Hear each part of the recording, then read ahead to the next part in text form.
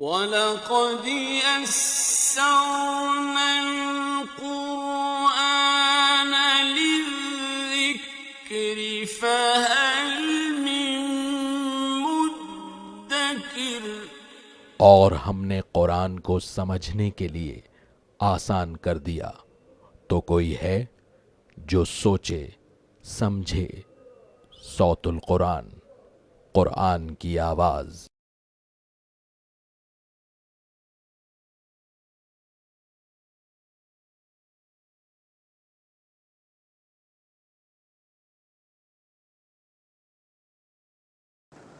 نحمده ونصلي على رسوله الكريم اما بعد فاعوذ بالله من الشيطان الرجيم بسم الله الرحمن الرحيم والذاريات ذروا فالحاملات وقرا فالجاريات يسرا فالمقسمات امرا انما توعدون لصادق صدق اللہ العظیم۔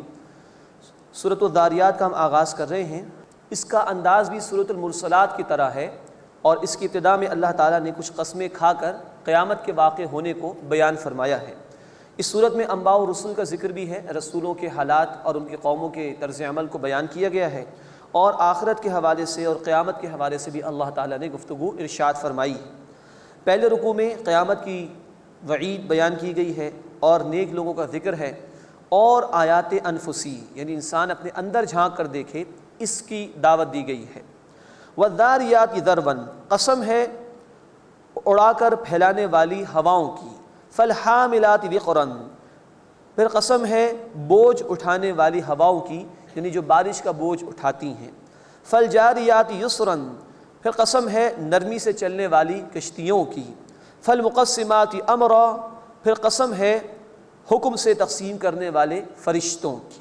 تو اللہ نے ہواؤں کی قسم کھائی ہے، کشتیوں کی قسم کھائی ہے، فرشتوں کی قسم کھائی ہے، اور اس کے بعد ارشاد فرمایا انما توعدون لصادق، بے شک جو تمہیں وعدہ دیا جاتا ہے وہ سچ ہے۔ وان الدین لواقع، اور بے شک جزا و سزا اور بے شک بدلہ واقع ہونے والا ہے، یہ وہ شے نہیں کہ جس میں تمہیں کوئی شک اور شبہ ہو۔ والسماء ذات الحبک، اور قسم ہے راستوں والے آسمان کی۔ یہ اللہ نے ایک بہت بڑی قسم کھائی، اور اس دور میں ہم اس کے سمجھنے کے قابل ہو سکے ہیں۔ اس کو انگریزی میں کہا جا سکتا ہے کہ وہ آسمان کی فل آف پیچس ہے جو جس میں بڑے بڑے آربٹس بنے ہوئے ہیں، جس میں بڑی بڑی گیلیکسیز موو کرتی ہیں، یہ آج چیز ڈسکور ہو چکی ہے۔ اس کو اللہ نے قسم کے طور پر یہاں پر بیان فرمایا۔ والسماء ذات الحبک، اور قسم ہے راستوں والے آسمان کی۔ انکم لفی قول مختلف، بے شک تم جھگڑنے والی بات میں ہو، اس قیامت کے متعلق جھگڑ رہے ہو۔ یؤفک عنہ من افک، اس قیامت سے تو وہی پھیرا جاتا ہے جو حق سے دور کر دیا گیا۔ قتل الخراصون، ہلاک ہو گئے قیاس آرائیاں کرنے والے۔ الذین هم فی غمرۃ ساہون، وہ کہ جو غفلت میں مدہوش ہیں۔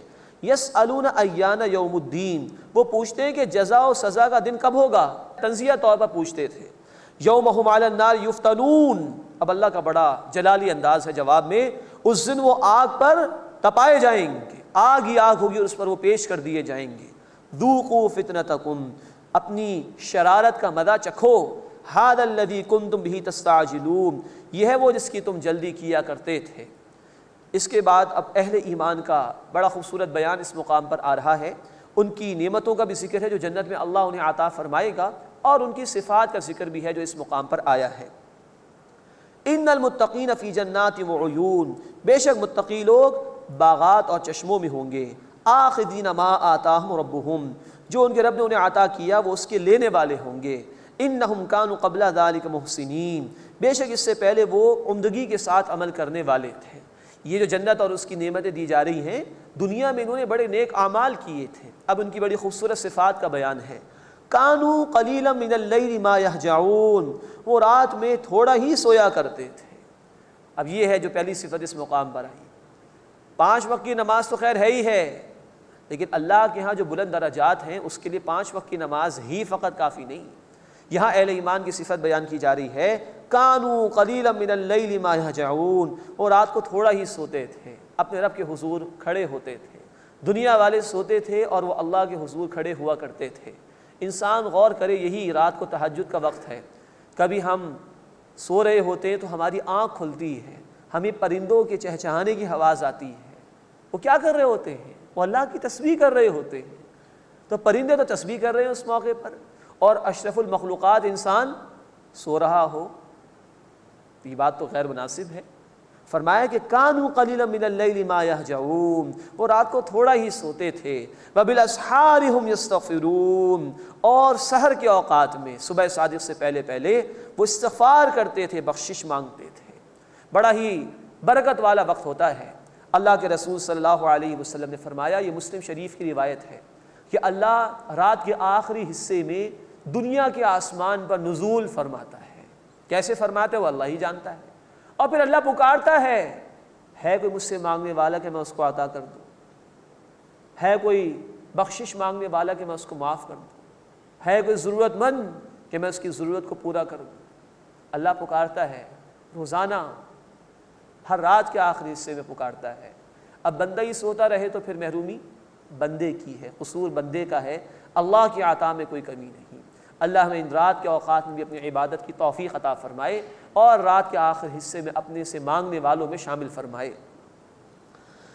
وفی اموالہم حق للسائل والمحروم، اور ان کے مالوں میں حق ہے سوال کرنے والوں کے لیے بھی اور ان تنگ دست لوگوں کے لیے بھی کہ جو سوال نہیں کرتے، ہر ایک کو یہ دینے والے ہوتے ہیں۔ اور فرمایا کہ ان کے مال میں حق ہے جو مقرر ہے۔ یہ بڑا اہم لفظ ہے جو قرآن کریم میں استعمال کیا گیا۔ یہ جو تم دوسروں کی مدد کر رہے ہو تو ظاہری بات ہے کہ تمہاری اپنی ضروریات پوری ہو گئی، اس کے بعد یہ کچھ سیونگز ہے نا، اسی میں سے کسی کو دے رہے ہو تو یہ نہ سمجھو کہ کوئی احسان کر رہے ہو۔ اخلاقی اعتبار سے یہ دوسرے کا حق ہے جو اللہ نے تمہارے مال میں رکھ دیا۔ تم سوچو کہ تم اپنا فرض ادا کر کے دوسرے کو اس کا حق لوٹا رہے ہو کہ نہیں۔ یہ ہے ترغیب قرآن کی۔ اس دینے پر بھی اترائے نا انسان، ہاں ثواب ملے گا، اس میں کوئی شک نہیں، لیکن اصولی اعتبار سے بتا دیے جو کچھ تمہاری ضرورت سے زائد ہے، ان ایکسس آف یور نیڈس، جو کچھ بھی ہے وہ دوسرے کا اخلاقی اعتبار سے اللہ نے بطور امتحان کے تمہارے مال میں رکھ دیا کہ اس کو پہنچاتے ہو کہ نہیں پہنچاتے۔ وفی اموالہم حق للسائل والمحروم، اور ان کے مالوں میں حق ہے سوال کرنے والوں کے لیے بھی اور ان تنگ دست لوگوں کے لیے بھی کہ جو سوال نہیں کرتے۔ وفی الارض آیات للموقنین، اور زمین میں یقین کرنے والوں کے لیے نشانیاں ہیں۔ یہ زمین اللہ کی معرفت کی بہت بڑی دلیل ہے۔ کیسے اللہ نے اس پر خشکی اور پانی کا جو ریشو ہے اس کو مینٹین رکھا ہوا ہے، 70% پانی 30% خشکی تقریباً۔ کیسے اللہ تعالیٰ نے اس میں پہاڑوں کو جمایا ہے، کیسے کہیں صحرا ہیں، کہیں میدانی علاقے ہیں، کہیں پہاڑ ہیں، کہیں سمندر ہیں، کہیں دریا ہیں، کہیں فصلیں اگ رہی ہیں، کہیں پھل اگ رہے ہیں، کہیں تم صنعتیں لگا رہے ہو۔ کتنا بڑا اللہ کا نظام ہے، اسی میں غور و فکر کر لو۔ وفی الارض آیات للموقنین، اور زمین میں یقین کرنے والے لوگوں کے لیے نشانیاں ہیں۔ وفی انفسکم، اور تمہارے اپنے اندر اللہ کی نشانیاں موجود ہیں۔ افلا تبصرون، بس کیا تم دیکھتے نہیں ہو؟ یہ ہے آیات انفسی۔ آیات یعنی نشانیاں، تمہارے اپنے اندر اللہ کی معرفت کی نشانیاں موجود ہیں۔ ذرا غور تو کرو، انسان دیکھے اپنے دماغ کی طرف۔ آج سائنس نے ہمیں بتایا 100 بلین نرو سیلز اس ایک چھوٹے سے دماغ کے اندر موجود، اور ہر سیل، ہر خلیہ الیکٹرک پلس کے ذریعے سے سگنلز کو ریسیو کرتا ہے۔ ایک چھوٹا سا دماغ، اللہ کی تخلیق کا اتنا بڑا شاہکار۔ یہ ہمارا دل کتنی پابندی کے ساتھ یہ خون کو پمپ کرتا ہے۔ جن کے دل صحیح نہیں ہے، جن کا ہارٹ فیل ہو چکا ہے، جو دل کی بیماری کے مرض میں مبتلا ہے، ان سے انسان پوچھے کہ کتنی بڑی نعمت ہے۔ جن کی کڈنیز فیل ہو چکی ہیں، ان سے جا کے معلوم کیا جائے کہ گردوں کا فنکشن کتنی بڑی نعمت ہے اللہ کی۔ جن کا ڈائجسٹو سسٹم جو ہے وہ ڈسٹرب رہتا ہے، ان سے پوچھا جائے کہ اللہ کی کتنی بڑی نعمت ہے۔ انسان غور کرے اپنی آنکھ کی طرف، جن کے پاس نہیں ہے ان سے پوچھے کتنی بڑی نعمت ہے۔ انسان اپنی زبان کو دیکھے، جو بول نہیں سکتے ان سے اشاروں میں ہی پوچھ لیا جائے کہ یہ زبان کتنی بڑی نعمت ہے۔ انسان اپنے کان کی طرف نگاہ اٹھا کر دیکھے، جتنا بھی غور کرے گا دنگ اور حیران رہ جائے گا۔ فَبِأَيِّ آلَاءِ رَبِّكُمَا تُكَذِّبَانِ، 31 مرتبہ قرآن سورۃ الرحمن میں کہتا ہے اپنے رب کی کن کن نعمتوں کا تم انکار کرو گے، اس کی کن کن قدرتوں کو تم جھٹلاؤ گے۔ وَفِي أَنفُسِكُمْ، کائنات تو بہت بڑی ہے، بہت بڑی ہے، ڈسکور بھی نہیں ہو سکی اس کی انتہائی کہاں تک ہے۔ اس کائنات میں ایک ایک انسان خود ایک کائنات ہے جس میں اللہ کی معرفت کی بے شمار نشانیاں موجود ہیں۔ کیا اب بھی تمہیں اللہ نہیں مل رہا؟ کیا اب بھی تم اللہ کو یاد نہیں کر رہے؟ اب بھی اس کی محبت تمہارے دل میں پیدا نہیں ہو رہی؟ اب بھی اس کا شکر ادا کرنے کو تیار نہیں، اب بھی اس کے سامنے جھکنے کے لیے آمادہ نہیں، اب بھی اس کی اطاعت کا تمہارے اندر شوق اور جذبہ پیدا نہیں ہو رہا۔ وفی انفسکم، تمہارے اپنے اندر اللہ کی معرفت کی نشانیاں موجود ہیں، افلا تبصرون، بس کیا تم دیکھتے نہیں ہو؟ یہ ہے قرآن کا استدلال، یہ ہے قرآن کا اسلوب جو ہر انسان کے لیے ایکولی ویلڈ ہے، صحرا میں رہنے والا ہو، شہر میں رہنے والا ہو، 1400 برس پہلے کا انسان ہو، آج کا ویل کوالیفائڈ انسان ہو، ہر آدمی کے لیے غور و فکر کا مادہ ان نشانیوں کے اندر موجود ہے۔ افلا تبصرون، بس کیا تم دیکھتے نہیں ہو؟ وفی السماء رزقکم وما توعدون، اور آسمانوں میں تمہارا رزق ہے اور وہ بھی کہ جو تم سے وعدہ کیا جاتا ہے۔ اسی آسمان سے بارش برستی ہے تو زمین پر زندگی ہے، فصلوں کی، پھلوں کی، سبزیوں کی، اور اوپر سے یہ آسمان پھٹے گا تو قیامت برپا ہوگی۔ اذا السماء انفطرت، سورہ الانفطار کی پہلی آیت، جب آسمان پھٹ جائے گا تو قیامت برپا ہو جائے گی۔ فورب السماء والارض انہ لحق مثل ما انکم تنطقون، قسم ہے آسمان و زمین کے رب کی، بے شک وہ یعنی قیامت حق ہے جیسے کہ اے لوگو تم بولتے ہو۔ جیسے تمہیں ایک دوسرے کے اوپر یقین ہے کہ ہر کوئی بول رہا ہے، ہم سنتے ہیں اس کی آواز کو، قیامت کا برپا ہونا بھی اتنی ہی یقینی شے ہے۔ اس کے بعد اس سورہ مبارکہ کا دوسرا رکوع آ رہا ہے، اس میں ابراہیم علیہ السلام کا واقعہ بیان کیا گیا ہے اور سابقہ ہلاک شدہ قوموں کا بھی ذکر آیا ہے۔ هل اتاک حدیث ضیف ابراہیم المکرمین، کیا اے نبی صلی اللہ علیہ وسلم آپ کے پاس ابراہیم علیہ السلام کے معزز مہمانوں کی خبر آئی؟ یعنی جب فرشتے انسانی شکل میں آئے تھے ابراہیم علیہ السلام کے پاس، اذ دخلوا علیہ فقالوا سلاما، جب وہ ان کے پاس آئے تو انہوں نے سلام کہا، قال سلام، ابراہیم علیہ السلام نے بھی سلام کہا۔ قوم منکرون، وہ لوگ کچھ اجنبی سے تھے۔ فراغ الی اہلہ فجاء بعجل سمین، پھر وہ اپنے اہل خانہ کی طرف متوجہ ہوئے اور ایک فربا تازہ بچڑا لے آئے۔ مراد ہے کہ بڑے مہمان نواز سے ابراہیم علیہ السلام تو ان کی ضیافت کے لیے ایک بچڑے کا گوشت لے کر آ گئے۔ فقربہ الیہم قال الا تأکلون، پھر ان کے سامنے رکھا اور کہا تم کھاتے نہیں ہو؟ فاوجس منہم خیفہ، تو ابراہیم علیہ السلام نے ان سے کچھ ڈر محسوس کیا۔ قالوا لا تخف، ان فرشتوں نے کہا ڈریے مت۔ وبشروہ بغلام علیم، اور انہوں نے ابراہیم علیہ السلام کو ایک دانش مند بیٹے کی خوشخبری سنائی۔ فاقبلت امرأتہ فی صروۃ، پھر ان کی اہلیہ آگے آئیں حیرت سے کچھ کہتی ہوئی۔ فسکت وجہہا وقالت عجوز عقیم، اور انہوں نے اپنے چہرے پر ہاتھ مارا تعجب سے اور بولی میں بڑھیا اوپر سے بانجھ، کیا میرے ہاں کوئی بیٹا پیدا ہوگا؟ قالوا کذالک، فرشتوں نے کہا ایسے ہی ہے۔ قال ربکی، آپ کے رب نے فرمایا ہے، انہ هو الحکیم العلیم، بے شک وہ اللہ حکمت والا ہے، خوب علم رکھنے والا ہے۔ قال فما خطبکم ایھا المرسلون، ابراہیم علیہ السلام نے پوچھا کہ اے فرشتوں تمہارا مقصد کیا ہے، کہاں تم بھیجے گئے ہو؟ قالوا انا ارسلنا الی قوم مجرمین، انہوں نے جواب دیا کہ بے شک ہم مجرمین کی قوم کی طرف بھیجے گئے ہیں۔ لنرسل علیہم حجارۃ من طین، تاکہ ہم ان پر پکی ہوئی مٹی کے پتھر برسائیں۔ مسومۃ عند ربک للمسرفین، آپ کے رب کے ہاں سے حد سے گزر جانے والوں کے لیے نشان زدہ کیے ہوئے۔ مراد یہ کہ پتھر بھی طے تھے کہ کون سا پتھر کس مجرم کو جا کر لگے گا قوم لوط کے۔ فاخرجنا من کان فیہا من المؤمنین، بس ہم نے نکال لیا انہیں جو اس میں ایمان لانے والے تھے، ان کو اللہ نے محفوظ کیا۔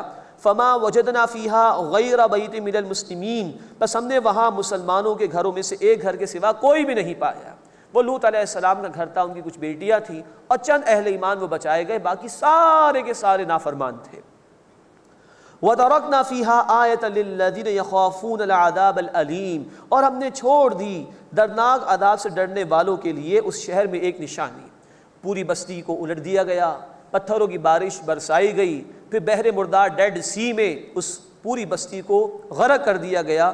آج تک اس میں ایسے اثرات ہیں کہ بتایا جاتا ہے کہ مچھلی بھی اس بحر مردار میں زندہ نہیں رہ سکتی۔ وَفِي مُوسَىٰ إِذْ أَرْسَلْنَاهُ إِلَىٰ فِرْعَوْنَ بِسُلْطَانٍ مُّبِينٍ، اور موسیٰ علیہ السلام جب کہ ہم نے انہیں فرعون کی طرف بھیجا ایک روشن دلیل کے ساتھ، فَتَوَلَّىٰ بِرُكْنِهِ، تو اس نے اپنی قوت کے ساتھ سرکشی کی۔ وَقَالَ سَاحِرٌ أَوْ مَجْنُونٌ، اور اسے کہا کہ یہ تو جادوگر یا مجنون ہے، معاذ اللہ۔ فَأَخَذْنَاهُ وَجُنُودَهُ فَنَبَذْنَاهُمْ فِي الْيَمِّ وَهُوَ مُلِيمٌ، بس ہم نے اسے اور اس کے لشکر کو پکڑا، پھر ہم نے انہیں دریا میں پھینک دیا یعنی غرق کر دیا، اور وہ ملامت زدہ تھا۔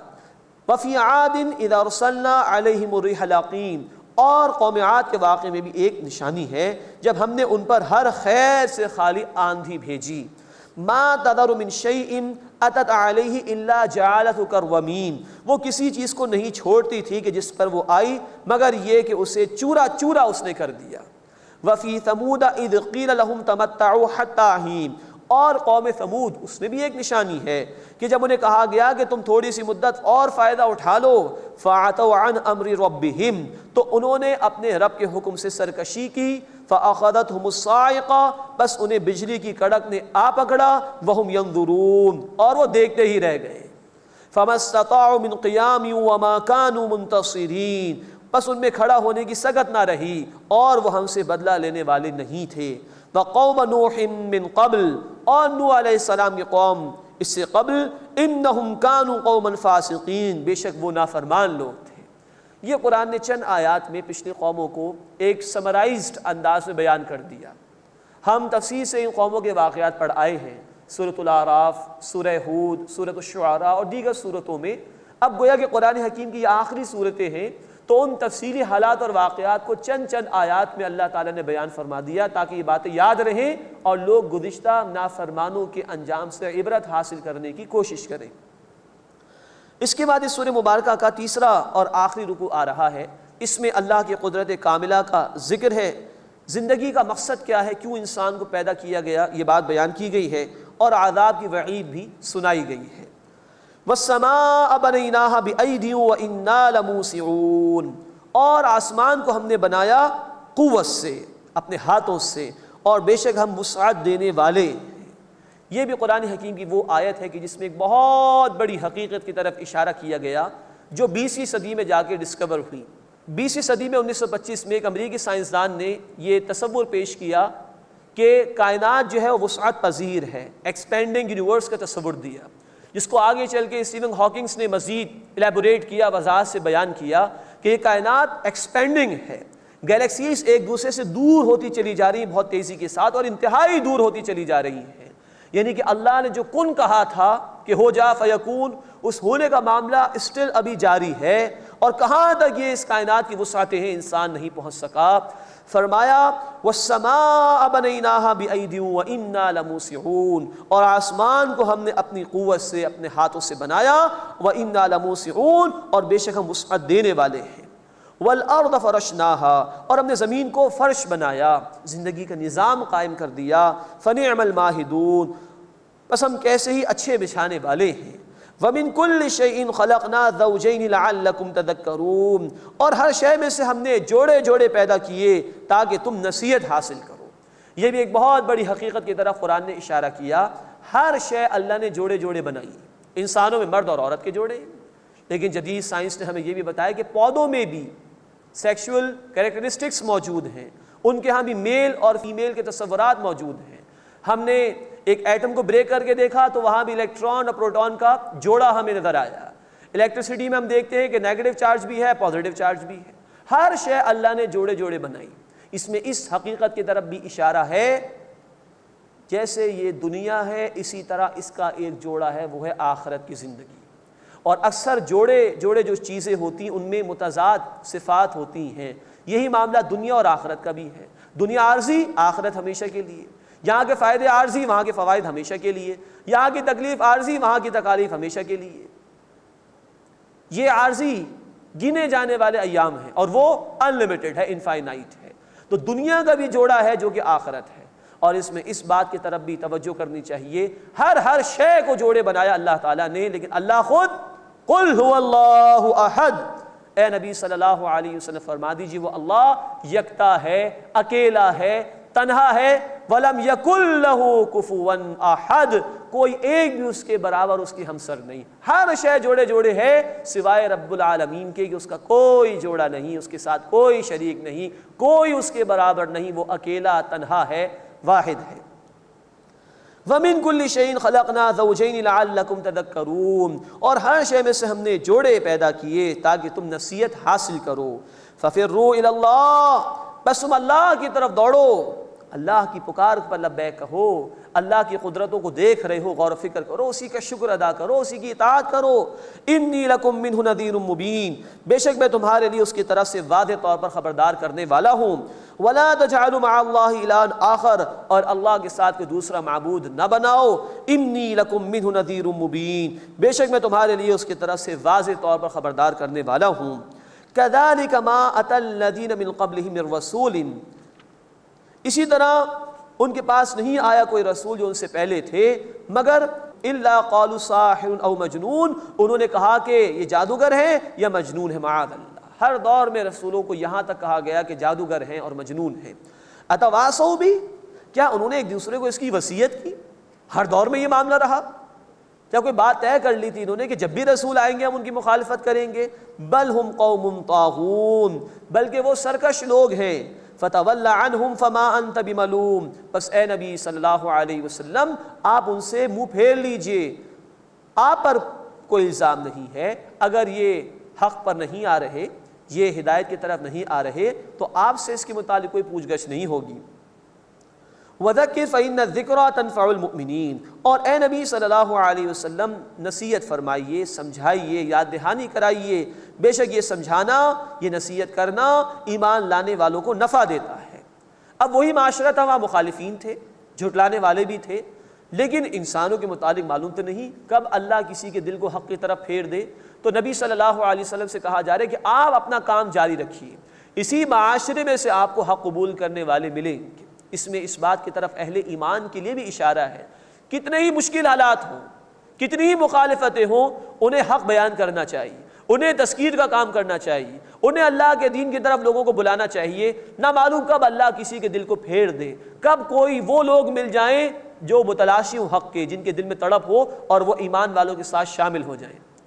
وَذَكِّرْ فَإِنَّ الذِّكْرَىٰ تَنفَعُ الْمُؤْمِنِينَ، اور اے نبی صلی اللہ علیہ وسلم یاد دہانی کرائیے، نصیحت کیجئے، بے شک یہ نصیحت کرنا، سمجھانا ایمان لانے والوں کو نفع دیتا ہے۔ وَمَا خَلَقْتُ الْجِنَّ وَالْإِنسَ إِلَّا لِيَعْبُدُونَ، اور میں نے نہیں پیدا کیا تمام جنات اور انسانوں کو مگر صرف اس لیے کہ وہ میری عبادت کریں۔ یہ ہے قرآن کی وہ آیت جس میں یہ بات بیان کی گئی کہ انسانوں کو اللہ تعالیٰ نے بامقصد طور پر پیدا کیا۔ یہ تو جانور ہیں کہ جن کی زندگی کا کوئی نسب العین نہیں ہوتا، وہ زندگی برائے زندگی بسر کرتے ہیں۔ انسان نرا حیوان نہیں ہے، انسان کو اللہ تعالیٰ نے اشرف المخلوقات بنایا، انسان میں اللہ نے اپنی روح میں سے کچھ پھونکا، اسی انسان کے لیے کتابیں اللہ نے نازل فرمائی، اسی انسان کی ہدایت کے لیے اللہ نے رسولوں کو بھیجا، اور یہ مقصد واضح کیا کہ تمہاری زندگی کا مقصد ہے اللہ کی عبادت کرنا۔ زندگی آمد برائے بندگی، زندگی بے بندگی شرمندگی۔ لیکن اگر انسان اس مقصد زندگی کو پورا نہ کرے تو وہ گویا حیوان بلکہ اس سے بھی نچلی سطح پر آ جاتا ہے۔ قرآن نے کہا سورۃ الاعراف آیت نمبر 179، اولئک کالانعام بل ہم اضل، یہ تو جانور ہیں بلکہ ان سے بھی بدتر ہیں، کہ جو زندگی نہیں گزارتے بلکہ زندگی ان کو گزار رہی ہوتی ہے۔ انسان کہلانے کا مستحق وہی ہے اس کی زندگی کا کوئی مقصد ہو اور کوئی نسب العین ہو جس کے مطابق وہ زندگی کو بسر کرتا ہو۔ تو یہاں قرآن میں اللہ تعالیٰ فرما رہے ہیں کہ تمام انسانوں کو اور جنات کو اس لیے پیدا کیا گیا کہ وہ میری عبادت کریں۔ عبادت یہ بڑی جامع اصطلاح ہے ہمارے دین کی اور اللہ کی کتاب۔ یہ لفظ بنا ہے عبد سے، عبد کے معنی غلام، اور اگر نبی صلی اللہ علیہ وسلم کے زمانے کا تصور ہمارے ذہنوں میں ہو تو غلام سے مراد جو 24 گھنٹے اپنے مالک کے رحم و کرم پر ہو، جس کی اپنی کوئی آزاد مرضی نہ ہو، فری ول نہ ہو، بلکہ جیسا مالک کہے ویسے اس کو عمل کرنا چاہیے، یہ ہے غلام، عبد۔ اور اللہ نے ہمیں کہا کہ میں نے تمہیں اپنی عبادت کے لیے پیدا کیا۔ یہ عبادت وہ ہے کہ 24 گھنٹے اللہ کی غلامی اختیار کی جائے، اس کی بات کو مانا جائے۔ لیکن ہاں، غلام مجبوراً غلام ہوتا ہے، ہمیں جو اللہ کی اطاعت کرنی ہے، اس کے احکامات پر عمل کرنا ہے، وہ مجبوراً نہیں ہے، وہ محبت کے جذبے کے ساتھ ہے، اس لیے کہ اللہ ہمارا خالق، مالک اور رازق ہے۔ الحمدللہ رب العالمین، تمام شکر تمام تعریف اللہ کے لیے ہے۔ آج ہم کچھ بھی ہیں تو اللہ کی توفیق سے، کچھ بھی ہمارے پاس ہے وہ اللہ کا عطا کردہ، ہم بھی اللہ کے ہیں، انا للہ و انا الیہ راجعون، ہمیں لوٹ کر اللہ ہی کی طرف جانا ہے۔ تو اس کے احسانات کو مانتے ہوئے محبت کے جذبے کے ساتھ عمل کرنا، یہ ہے عبادت اللہ تعالیٰ کی۔ لیکن یہ عبادت اللہ تعالیٰ کو 24 گھنٹے مطلوب ہے. پارشل عبادت اللہ کے ہاں قابل قبول نہیں. کچھ باتوں کو ماننا، دین کی کچھ باتوں کو نہ ماننا، یہ قابل قبول نہیں. قرآن نے کہا سورۃ البقرہ آیت 85، تم کچھ باتوں کو مانتے ہو، دین کی کچھ باتوں کو نہیں مانتے. فرمایا کہ یہ قابل قبول نہیں. فما جزاء من يفعل ذلك منكم الا خزي في الحیات الدنیا ويوم القیامة يردون الى اشد العذاب. جو اللہ کی بعض باتوں کو مانے، بعض کو نہ مانے، تو دنیا میں ذلت اور رسوائی اور آخرت میں شدید عذاب ہے. یہ عبادت ہے ایز اے ہول، پوری زندگی میں. بعض لوگوں نے نماز، زکوٰۃ، روزہ، حج کو عبادت سمجھ لیا. یہ عبادت نہیں بلکہ یہ عبادات ہیں، موڈز آف ورشپ ہیں، پلرز آف اسلام ہے بخاری شریف کی حدیث کے مطابق. یہ بڑی بڑی عبادات، نماز، زکوٰۃ، روزہ، حج، یہ بندے کو پوری زندگی میں اللہ کی عبادت کے لیے تیار کرتے ہیں. لیکن یہ کل عبادت نہیں، ان کے علاوہ عبادت پوری زندگی میں درکار ہے. تو انفرادی سطح پر جو بھی اللہ کے احکامات ہیں، پورا قرآن ہم پڑھ رہے ہیں الحمدللہ، یہ کرو یہ نہ کرو اس کو ماننا لازم ہے. ہاں اللہ کے کچھ احکامات ہوئے کہ جن کا تعلق اجتماعی زندگی سے ہے، عبادت وہاں پر بھی اللہ کی ہونی چاہیے. اگر اللہ کے قانون کے مقابلے میں کسی اور کا قانون مانا جا رہا ہے تو عبادت اس کی ہو جائے گی. تو انفرادی سطح پر ہمیں فوراً عمل کرنا چاہیے. قرآن کہتا ہے کہ جھوٹ بولنے والوں پر اللہ کی لعنت ہے، تو ہم جھوٹ نہ بولیں. کس نے ہمیں بولنے پر مجبور کیا؟ قرآن کہتا ہے کہ وعدے کے متعلق سوال ہوگا تو ہمیں اپنا وعدہ پورا کرنا چاہیے. کسی نے مجبور تو نہیں کیا وعدے خلافی کے اوپر. اسی طرح قرآن کہتا ہے کہ سود کا نظام جاری رکھتے ہو تو اللہ رسول سے اعلان جنگ ہے. تو کم از کم آپ اپنی پرسنل زندگی میں سودی اکاؤنٹ تو نہ کھولیں، سودی انویسٹمنٹ تو نہ کریں. ہم کر سکتے ہیں، بچنا چاہیں تو بچ سکتے ہیں. لیکن جہاں تک معاملہ اجتماعی زندگی کا ہے، دین کے وہ احکامات جو اجتماعی زندگی سے متعلق ہے کہ سود کا نظام ختم کرو، سوشل ویلفیئر کا سسٹم قائم کرو، نماز و زکوٰۃ کا نظام قائم کرو، نیکی کا حکم دو، برائی سے منع کرو، یہ ہم اکیلے نہیں کر سکتے. وہاں عبادت اسی وقت مکمل ہوگی جب اللہ کا نظام نافذ اور غالب ہو جائے. اس کے لیے جد و جہد کرنا ہمارا فریضہ ہے، تاکہ اگر آج ہمیں موت آ جائے اور ہم انفرادی زندگی میں عبادت کر رہے ہو مکمل طور پر اللہ کی، اور اجتماعی نظام کو بدلنے کی جد و جہد کر رہے ہوں، تو اللہ کے سامنے معذرت پیش کر سکیں. اللہ جہاں ممکن تھا میں نے تیری اطاعت کی پوری زندگی میں، جہاں ممکن نہیں تھا نظام باطل کا تھا، اللہ میں نے بدلنے کی کوشش کی. تو شاید ہمارا یہ عذر قابل قبول ہو اللہ کے ہاں، ورنہ عبادت تو نامکمل. ہم نماز ادا کر سکتے ہیں، زکوٰۃ دے سکتے ہیں، روزہ رکھ سکتے ہیں، حج کر سکتے ہیں، والدین کے حقوق ادا کر سکتے ہیں، رشتہ داروں کے حقوق ادا کر سکتے ہیں، یہ انفرادی زندگی ہے. لیکن اجتماعی معاملات ہمارے ہاتھ میں نہیں. تو نظام باطل کا اگر ہو، اس کو بدلنے کی جد و جہد کرنا ہمارے ذمے ہے، تبھی ہماری عبادت مکمل ہوگی. اگر اس جد و جہد کے دوران موت آ جائے تو انشاءاللہ ہم اللہ کے یہاں کامیاب ہوں گے، اپنا عذر پیش کر سکیں گے. اللہ انفرادی طور پر کیا، اے اللہ اسے قبول فرما. اجتماعی نظام کو میں نے بدلنے کی جد و جہد کی، اے اللہ اس جد و جہد کو جو میری عبادت میں کمی تھی کفارے کے طور پر قبول فرما. یہ ہے مقصد زندگی. اللہ ہمیں پوری زندگی میں اپنی عبادت کی توفیق عطا فرمائے، محبت کے جذبے کے ساتھ اپنے تمام احکامات پر عمل کرنے کی توفیق عطا فرمائے. وَمَا خَلَقْتُ الْجِنَّ وَالْإِنسَ إِلَّا لِيَعْبُدُونَ، اور میں نے تمام جنات اور انسانوں کو پیدا نہیں کیا مگر صرف اس لیے کہ وہ میری عبادت کریں. مَا أُرِيدُ مِنْهُمْ مِنْ رِزْقٍ وَمَا أُرِيدُ أَنْ يُطْعِمُونَ، میں ان سے کوئی رزق نہیں مانگتا اور نہ یہ چاہتا ہوں کہ وہ مجھے کھلائیں. یہ تو دنیا کے مالکوں کا معاملہ ہے کہ وہ اپنے غلاموں سے کمائی کراتے ہیں پھر کھاتے پیتے ہیں.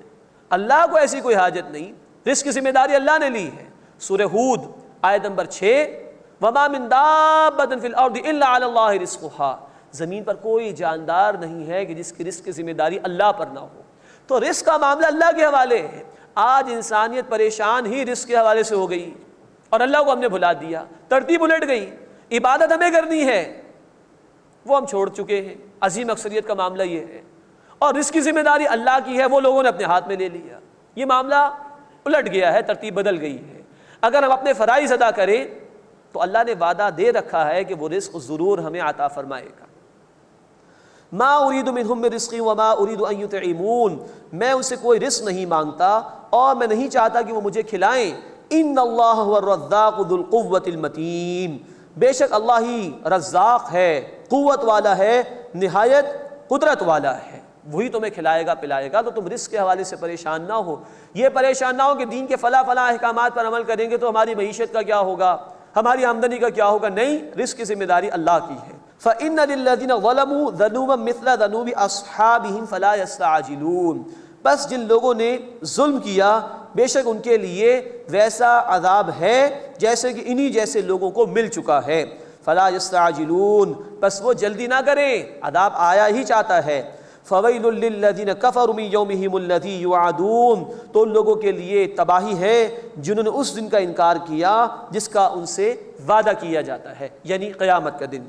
بسم اللہ الرحمن الرحیم، والطور وکتاب مسطور فی رق منشور والبیت المعمور۔ اب سورہ الطور کا آغاز ہو رہا ہے۔ اس سورہ مبارکہ میں قیامت کا ذکر ہے اور لوگوں کے انجام کو بھی بیان کیا گیا ہے، اور نبی اکرم صلی اللہ علیہ وسلم پر مشرکین مکہ جو تنقید کرتے تھے اس کا بڑے جلال انداز میں اللہ تعالیٰ نے جواب دیا ہے۔ پہلے رکوع میں قیامت کے واقع ہونے کا ذکر ہے اور وہاں کے نتائج کو بیان کیا گیا ہے۔ وَطُور، قسم ہے طور پہاڑ کی، وَكِتَابٍ مَسْطُور، اور کھلے اوراق کی۔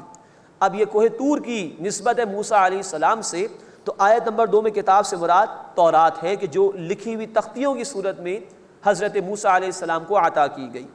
وَالطُّور، قسم ہے طور پہاڑ کی، وَكِتَابٍ مَسْطُورٍ فِي رَقٍّ مَنشُور، اور کھلے اوراق میں لکھی ہوئی کتاب یعنی تورات کی جو تختیوں کی صورت میں لکھی ہوئی دی گئی تھی موسیٰ علیہ السلام کو۔ وَالْبَيْتِ الْمَعْمُورِ، اور بیت معمور کی۔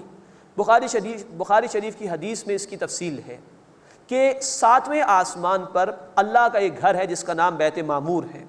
روزانہ فرشتے 70,000 کی تعداد میں اس کا طواف کرتے ہیں، اور جو فرشتہ ایک مرتبہ طواف کر لے اس کی باری ہی نہیں آتی، اتنی کثرت ہے فرشتوں کی تعداد کی۔ اور ایک رائے یہ بھی ہے کہ ہماری زمین پر جو خانہ کعبہ ہے اس کی بالکل سیدھ میں ہی 7ویں آسمان پر یہ بیت معمور واقع ہے۔ یہ قسمیں کھا رہے اللہ تعالیٰ۔ والسقف المرفوع، اور بلند چھت کی یعنی آسمان کی۔ والبحر المسجور، اور جوش مارتے ہوئے سمندر کی۔ ان قسموں کے بعد اللہ تعالیٰ نے قیامت کے واقع ہونے کو بیان فرمایا۔ ان عذاب ربک لواقع، بے شک اے نبی صلی اللہ علیہ وسلم آپ کے رب کا عذاب ضرور واقع ہونے والا ہے۔ ما لہ من دافع، اسے کوئی ٹالنے والا نہیں۔ یوم تمور السماء مورا، جس دن تھر تھرائے گا آسمان جیسا کہ تھر تھرانے کا کانپنے کا حق ہے۔ وتسیر الجبال سیرا، اور پہاڑ چلنے کی طرح چلیں گے یعنی اڑتے پھریں گے۔ فویل یومئذ للمکذبین، بس اس دن بربادی ہے جھٹلانے والوں کے لیے۔ الذین هم فی خوض یلعبون، وہ جو حجت بازیوں میں کھیلتے رہتے تھے، فضول بحثوں میں پڑے ہوئے تھے، آخرت کی کوئی فکر ان کو نہیں تھی۔ یوم یدعون الی نار جہنم دعا، جس دن وہ جہنم کی آگ کی طرف دھکے دے کر دھکیلے جائیں گے۔ ہذہ النار التی کنتم بہا تکذبون، یہ ہے وہ آگ جس کو تم جھٹلاتے تھے۔ افسحر ھذا ام انتم لا تبصرون، تو کیا یہ جادو ہے یا تم کو دکھائی نہیں دیتا؟ اس کا ہی انکار کرتے تھے نا، مشاہدہ کر لو۔ اصلوھا فاصبروا او لا تصبروا، اس میں داخل ہو جاؤ تو پھر تم صبر کرو یا صبر نہ کرو۔ سواء علیکم، تمہارے لیے برابر ہے بالکل، اب کوئی تمہاری فریاد رسی نہیں ہوگی۔ انما تجزون ما کنتم تعملون، بے شک تمہیں بدلے میں وہی کچھ دیا جائے گا جو کچھ تم کیا کرتے تھے۔ اللہم اجرنا من النار، اے اللہ ہمیں آگ کے عذاب سے محفوظ فرما۔ اس کے بعد اللہ کے نیک بندوں کا ذکر ہے۔ ان المتقین فی جنات و نعیم، بے شک تقوی اختیار کرنے والے یعنی اللہ کی نافرمانی سے بچنے والے باغات اور نعمت میں ہوں گے۔ فاکہین بما آتاہم ربہم، اس کے ساتھ وہ خوش ہوں گے جو ان کے رب نے انہیں عطا کیا ہوگا، مسرور ہوں گے، خوش و خرم ہوں گے۔ ووقاہم ربہم عذاب الجحیم، اور ان کے رب نے انہیں دوزخ کے عذاب سے بچا لیا۔ کلوا واشربوا ہنیئا بما کنتم تعملون، تم کھاؤ اور پیو با فراغت اس کے بدلے میں جو کچھ تم کیا کرتے تھے۔ اللہم انا نسألک الجنہ، اے اللہ ہم تجھ سے جنت کا سوال کرتے ہیں۔ متکئین علی سرر مصفوفہ، تختوں پر صفے باندھ کر تکیہ لگائے ہوئے بیٹھے ہوں گے وہ۔ یہ ہے ریلیکسیشن کا اظہار جو قرآن نے کیا کہ وہاں آرام ہی آرام ہے۔ وَزَوَّجْنَاهُمْ بِحُورٍ عِین، اور ہم نے ان کی زوجیت میں دے دیا بڑی آنکھوں والی حوروں کو۔ یہ جنت کی عورتوں کی خوبصورتی کو قرآن نے بیان کیا۔ والذین آمنوا، اور وہ لوگ جو ایمان لائے، واتبعتہم ذریتہم بایمان، اور ان کی اولاد نے ایمان کے ساتھ ان کی پیروی کی۔ الحقنا بہم ذریتہم، ہم ان کی اولادوں کو ان کے ساتھ جمع کر دیں گے، ملا دیں گے۔ وما التناہم من عملہم من شیء، اور ہم ان کے عمل میں سے کچھ کمی نہیں کریں گے۔ کل امرئ بما کسب رہین، ہر آدمی اپنے اعمال کے بدلے گروی ہے۔ اب یہ آیت مبارکہ اس اعتبار سے عظیم ہے اور خوشخبری سنا رہی ہے کہ دنیا میں وہ لوگ کہ جو اپنے گھروں میں ایمان کی محنت کرتے تھے، اللہ کے احکامات پر عمل کرتے تھے، تو اس عارضی دنیا میں جہاں اللہ نے انہیں جمع فرمایا، اللہ تعالیٰ انہیں جنت میں بھی جمع فرما دے گا۔ لیکن شرط کیا ہے کہ ماں باپ بھی نیک ہوں تو اولاد ایمان کے ساتھ ان کی پیروی کرے۔ عام آدمی کا فوکس ہوتا ہے کہ اولاد میرے کاروبار کے اندر جو ہے وہ آگے بڑھ جائے، اولاد میری جو کوالیفیکیشن ہے اولاد کو بھی کوالیفیکیشن مل جائے، میں نے جو کام شروع کیا اولاد اس کو 2-4 ہاتھ اور آگے بڑھا دے۔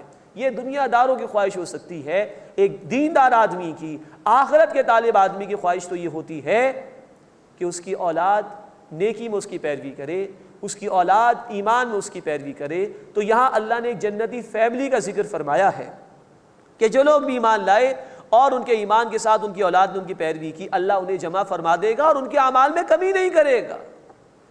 یعنی کہ اگر مثال کے طور پر باپ زیادہ نیک ہے اور اولاد کچھ کم نیک ہے تو اللہ ایسا نہیں کریں گے کہ باپ کو اوپر سے نیچے لے آئیں اولاد کے برابر کرتے، نہیں، فرمایا ہم ان کے اعمال میں سے کچھ کمی نہیں کریں گے، اللہ نیچے والے کو اوپر لے جا کے اس فیملی کو وہاں پر جمع فرما دے گا۔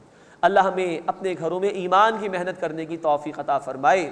یہ محض خونی رشتے، جسٹ بلڈ ریلیشنز، یہ کام نہیں آئیں گے۔ ایمان ہے تو کام آئیں گے یہ رشتے، ورنہ تو قرآن نے کہا سورہ عبس آیت 34 سے لے کے آیت 37 تک، انسان دور بھاگے گا قیامت کے دن اپنے بھائی سے، اپنی ماں اور اپنے باپ سے، اور اپنی بیوی اور اپنی اولاد سے، دور بھاگے گا۔ ہر ایک کو ایک فکر لاحق ہوگی جو اس کو دوسری فکروں سے آزاد کر دے گی۔ یہ ایک انتہا ہے ان لوگوں کی کہ جنہوں نے ایمان کی محنت اپنے گھروں میں نہ کی ہو، دنیا میں لگے رہے، دنیا کی سہولیات گھر والوں کو لا کے دی، دنیا کی عیاشیاں خوب ان کو کرائیں، سب سہولیات ان کو دی، سب کچھ خیال رکھا، لیکن آخرت کا خیال نہیں رکھا۔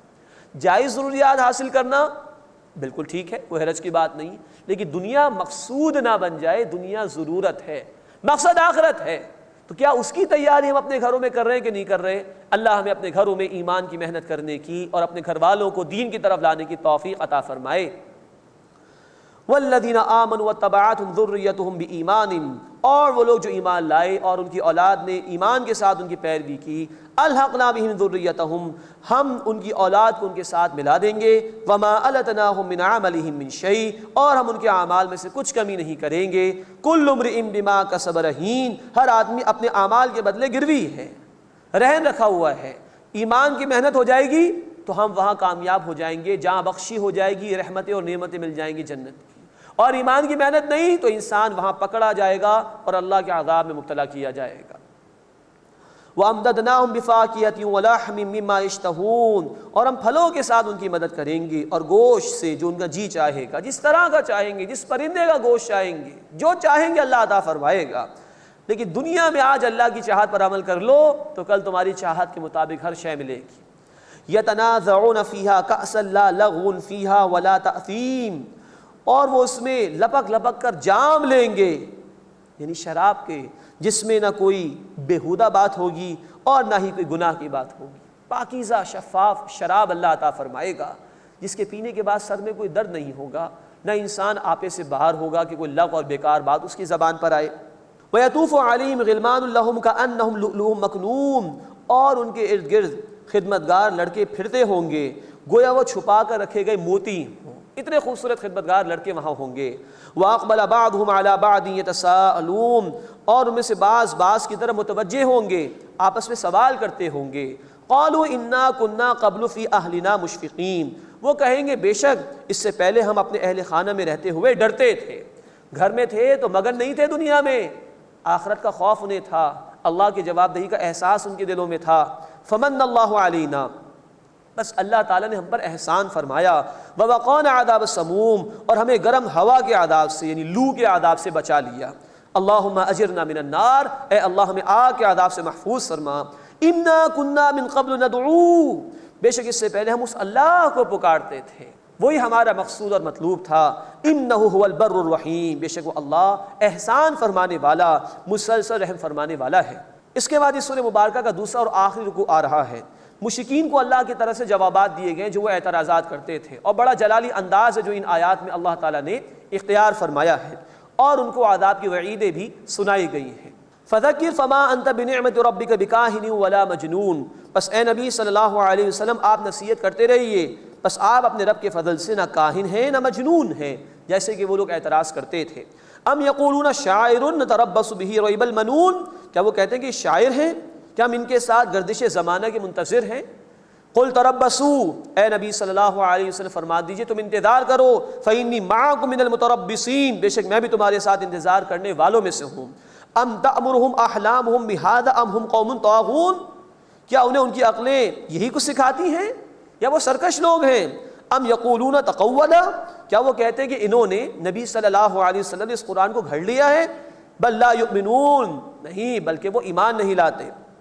فَلْيَأْتُ بِحَدِيثٍ مِثْلِهِ إِن كَانُوا صَادِقِينَ، تو چاہیے کہ وہ اس جیسا کوئی کلام لے آئیں اگر وہ سچے ہیں۔ قرآن ہی پیش کر دو اگر اعتراض ہے تو۔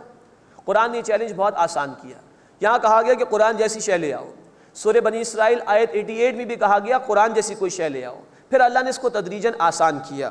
پھر سورہ ہود آیت نمبر 13 میں کہا گیا چلو 10 سورتیں لے آؤ، پھر سورہ یونس آیت 38 میں کہا گیا چلو ایک سورت لے کر آ جاؤ، اور بالآخر سورۃ البقرہ میں جو کہ مدنی سورت ہے آیت نمبر 23 میں کہا گیا قرآن کی کسی سورت سے ملتی جلتی کوئی شے لا کے پیش کرو، نہیں لا سکے۔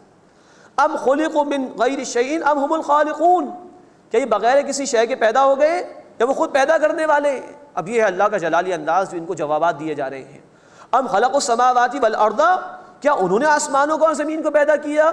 بل لا یوقنون، بلکہ وہ یقین نہیں رکھتے۔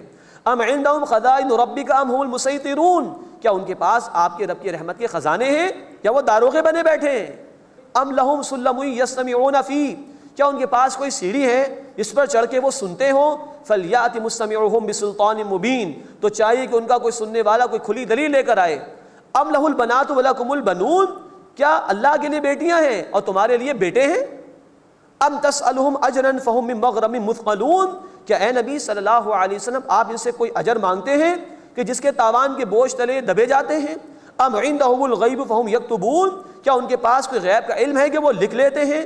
ام یریدون کیدا، کیا وہ ارادہ رکھتے ہیں کسی سازش کا؟ فالذین کفروا هم المکیدون، تو جن لوگوں نے کفر کیا وہ اپنی سازشوں میں گرفتار ہو جائیں گے، سازشیں الٹی پڑ جائیں گی۔ ام لہم الہ غیر اللہ، کیا ان کے لیے اللہ کے سوا کوئی معبود ہے؟ سبحان اللہ عما یشرکون، اللہ اس سے پاک ہے جو وہ شرک کرتے ہیں۔ وَإِن يَرَوْا كِسْفًا مِنَ السَّمَاءِ سَاقِطًا يَقُولُ سَحَابٌ مَرْكُومٌ، اور اگر وہ آسمان سے کوئی ٹکڑا گرتا ہوا دیکھیں تو کہیں گے کہ یہ تو تہ بتہ ایک گاڑا سا بادل ہے۔ یعنی اگر ان کو معجزات دکھا بھی دیے جائیں تب بھی یہ مان کر نہیں دیں گے، ہٹ دھرمی پر آ چکے ہیں۔ فَذَرْهُمْ حَتَّى يُلَاقُوا يَوْمَهُمُ الَّذِي فِيهِ يُصْعَقُونَ، بس اے نبی صلی اللہ علیہ وسلم انہیں چھوڑ دیجئے یہاں تک کہ ملیں اپنے اس دن سے یہ لوگ جس میں وہ بے ہوش کر دیے جائیں گے۔ یوم لا یغنی عنہم کیدہم شیئا ولا ہم ینصرون، جس دن ان کی چال انہیں کچھ کام نہ آئے گی اور نہ ان کی مدد کی جائے گی۔ وَإِنَّ لِلَّذِينَ ظَلَمُوا عَذَابًا دُونَ ذَلِكَ، اور بے شک جن لوگوں نے ظلم کیا ان کے لیے اس کے علاوہ بھی عذاب ہے۔ وَلَٰكِنَّ أَكْثَرَهُمْ لَا يَعْلَمُونَ، لیکن ان میں سے اکثر جانتے نہیں ہیں۔ وَاصْبِرْ لِحُكْمِ رَبِّكَ، بس اے نبی صلی اللہ علیہ وسلم آپ اپنے رب کے حکم کا انتظار کیجئے۔ فَإِنَّكَ بِأَعْيُنِنَا، بے شک آپ ہماری نگرانی میں ہیں، ہم دیکھ رہے ہیں جو کچھ یہ لوگ آپ کے ساتھ کر رہے ہیں۔ یہ التفات ہے اللہ تعالیٰ کا اپنے حبیب صلی اللہ علیہ وسلم کے لیے۔ وَسَبِّحْ بِحَمْدِ رَبِّكَ حِينَ تَقُومُ، اور آپ اپنے رب کی حمد کے ساتھ تسبیح کیجئے جس وقت آپ اٹھیں۔ وَمِنَ اللَّيْلِ فَسَبِّحْهُ، اور رات میں بھی اس اللہ کی تسبیح بیان کیجئے۔ وَإِدْبَارَ النُّجُومِ، اور ستاروں کے غائب ہونے کے وقت بھی یعنی فجر کے وقت بھی تمام اوقات میں تسبیح کیجئے، اور اس تسبیح سے اللہ سے تعلق قائم کیجئے، اس کے ذریعے اللہ کی مدد آپ کو حاصل ہوگی۔ اللہ تعالی ہمیں اپنی آیات پر عمل کی توفیق عطا فرمائے، آمین یا رب العالمین۔ وآخر دعوانا الحمد للہ رب العالمین۔